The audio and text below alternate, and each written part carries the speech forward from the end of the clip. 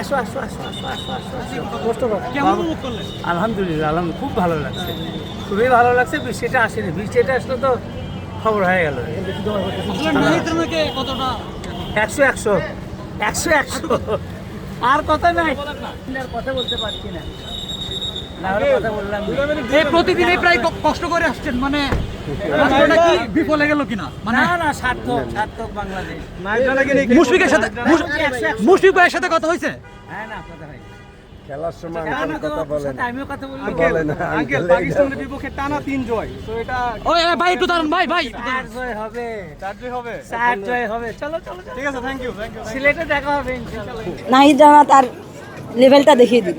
আমার রিজওয়ানের উইকেটটা যখন নিয়েছে তখন ইনসুইংটা আমার কাছে অনেক ভালো লাগেছে নাহিদ রানার। ক্যাপ্টেন হিসাবে দুর্দান্ত করেছে নাজমুল শান্ত। না তখনও মনে হয়েছে না বাংলাদেশ পারবে। লাস্টের দিনে চেস করে মানে রান চেস করা সহজ না। মানে এই বিশ্বাসটা কি ছিল যে দুইটা সেশনের মধ্যে পাকিস্তানকে হ্যাঁ অবশ্যই, সেই জন্যই আমি ভার্সিটি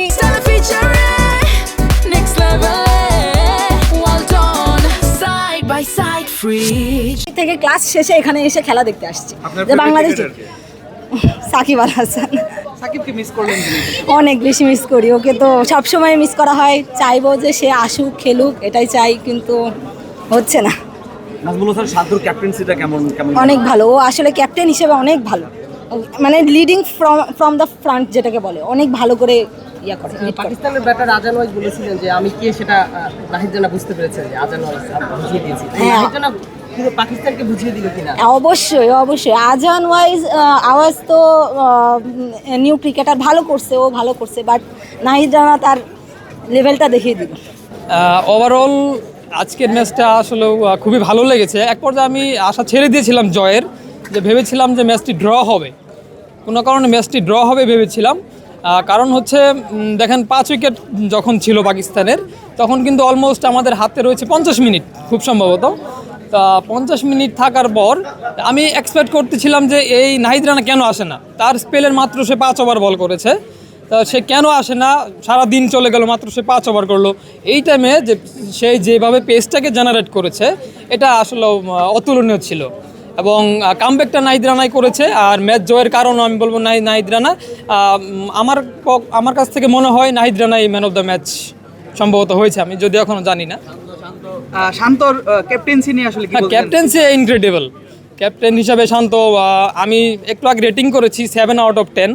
কারণ হচ্ছে নাজমুল হোসেন শান্ত অ্যাজ এ ব্যাটার সে খুব এই টেস্ট ম্যাচটিতে খুব ভালো খেলেছে। অ্যাজ এ ক্যাপ্টেন এই ম্যাচটিতে 10 অফ 10 আউট অফ 10। শান্ত আসলে যেই সকালের যে ডিসিশনটা ছিল যে পাকিস্তানকে আসলে ব্যাটিংটা দিয়ে দেয়া, ডিক্লেয়ার করা, এই ডিসিশনটাকে আসলে কি বোল্ড সিদ্ধান্ত হিসেবে দেখছেন? এইটা এক সময় মনে হয়েছে ভুল, কিন্তু আসলে পিচটা কিন্তু মিরপুর। এটা যখন আপনি মাথায় নিয়ে আসবেন, তখন আমরা কিছুটা একটু ব্যতিক্রম আশা আমরা করতেই পারি। আমরা জানি 5ম দিনে বলাররাই একটু ভালো করে ব্যাটারের চাইতে, কিন্তু এতদিন আমরা মিরপুরে দেখলাম যে 5ম দিনে এসে আসলে স্পিনাররা সব থেকে বেশি সুবিধাটা পায়। আজকে পেসাররা পেল, কি মনে হয়? আমি একটু অবাক হয়েছি। তাইজুল যখন বল করছিল, দর্শকরা বলাবলি করছিল যে এই টাইমে তাইজুল চলে না আসলে, কিন্তু সেটাই মানে আমার কাছে তেমনটাই মনে হয়েছে। কেন আজকে মিরপুরের পিচ অন্যরকম আচরণ করছে? স্পিনার কিন্তু শেষ দিকে খুব একটা ভালো করেনি।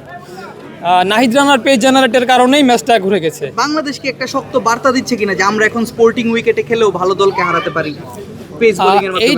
এইটা কনফিডেন্সটা এসেছে নাহিদ রানার কারণে, আমি যতটুকু আমার ধারণা। কারণ ইবাদত হোসেন রয়েছে, সে কিন্তু খুব ভালো একটা তার কামব্যাকটা খুব একটা ভালো হয়নি।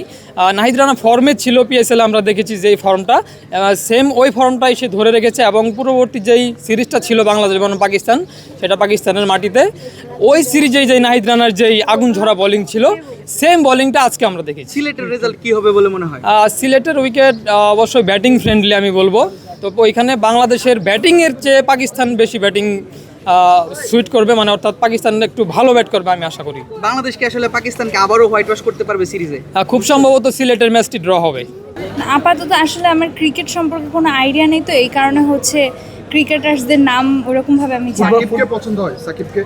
হ্যাঁ, ওনার খেলা, ওনার বোলিং, ওনার ব্যাটিং আসলে আমার অনেক ভালো লাগে। আপনি বলছেন যে আপনি খেলা সম্পর্কে কিছুই জানতেন না, বাট এই যে খেলাটা এনজয় করলেন, এত মানুষ উল্লাস করছে, মানে এই মোমেন্টটা আসলে কত হ্যাঁ, ওই সবার এনজয় দেখে আমার অনেক এনজয় হয়েছে। তবে আমি আসলে কোনো কিছু জানি না, কিন্তু ভালো লাগছে যে বাংলাদেশ।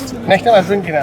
হ্যাঁ অবশ্যই আসবো। আমার তো প্রথম 2 দিন যে বৃষ্টিতে ভিজিয়ে খেলা দেখলাম তা ভালো লাগলো, কিন্তু রানটা একটু কম হয়ে গেছে। বাট এই যে আমরা আজকে তো বৃষ্টি হয় না, এটা আমার কাছে অনেক ভালো লাগলো। আর আজকের বৃষ্টি হয়নি, নাহিদ রানার 5টা উইকেট আমার কাছে যেমন ভালো লাগছে, শান্তর ব্যাটিং আমার কাছে ভালো লাগছে, মমিনুলের ব্যাটিং। শান্ত তো প্রথম ম্যাচে হাফ সেঞ্চুরি করেছে এবং মমিনুল 2 ম্যাচে হাফ সেঞ্চুরি করেছে। প্রথম ম্যাচে সে সেঞ্চুরির কাছাকাছি ছিল, বাট সেঞ্চুরি করতে পারেনি। মানে কেমন শান্তর ক্যাপ্টেন্সি নিয়ে কি বলতে চাও? শান্তর ক্যাপ্টেন্সি হলো অসাধারণ ক্যাপ্টেন্সি। সে ফিলিং সেট করেছে, যেমন বোলিংয়েও দিয়েছে তারে যে ভালো উইকেট নিতে পারবে বা ভালো বল করতে পারবে। আমার রিজওয়ানের উইকেটটা যখন নিয়েছে তখন ইনসুইংটা আমার কাছে অনেক ভালো লাগেছে নাহিদ রানার। নাহিদ রানার ফাইফার, নাহিদ রানাকে নিয়ে কি বলতে চাও? নাহিদ রানা তো দারুণ একটি বল করেছে, সে রিজওয়ানকে ইনসুইং দিয়ে আউট করেছে এবং প্রায় 2টি ক্যাচ আউট করেছে, এটা ভালো লাগলো। আলহামদুলিল্লাহ, আমরা আগেরবার বলেছিলাম যে আমরা ম্যাচটা আমাদের অনুকূলে থাকবে, ইনশাল্লাহ আমরা ম্যাচটা আলহামদুলিল্লাহ জিতে পেরেছি। নাহিদ রানা 5 করেছে, এর আগের ইনিংসে মিরাজ ভাই 5 করেছিল। ওভারঅল আলহামদুলিল্লাহ আমরা ম্যাচটা জয়লাভ করলাম। বোলিং নিয়ে আসলে কি বলতে চাও? নাহিদ রানা হচ্ছে আমাদের তরুণ উদীয়মান বলার। উনি 140+ গতি দিয়ে থাকেন, গতি লেন্থ সব মিলিয়ে দারুণ একটি কম্বু। নাহিদ রানা আমাদের নতুন প্রজন্মের জন্য একজন ইন্সপায়ার হিসেবে ধরা যায়। আশা করি আরও ভালো করবে ভবিষ্যতে। নাজমুল শান্তর ডিসিশনটা আসলে কেমন ছিল যে লাঞ্চের আগে হচ্ছে মানে লাঞ্চের আগে ছেড়ে দেওয়ার ডিসিশনটা হচ্ছে একটা সাহসী সিদ্ধান্ত। ক্যাপ্টেন হিসাবে দুর্দান্ত করেছে নাজমুল শান্ত, আর ব্যাটিংয়েও দুর্দান্ত করেছে। আলহামদুলিল্লাহ ভাই, আমরা বিশ্বাস করতে পারতেছি না যে এত সুন্দর একটা জিনিস উপভোগ করব।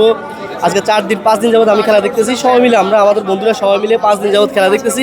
আলহামদুলিল্লাহ আমরা উপকৃত, কারণ বাংলাদেশ আর পাকিস্তান সবসময় একটা দ্বন্দ্ব থাকতো।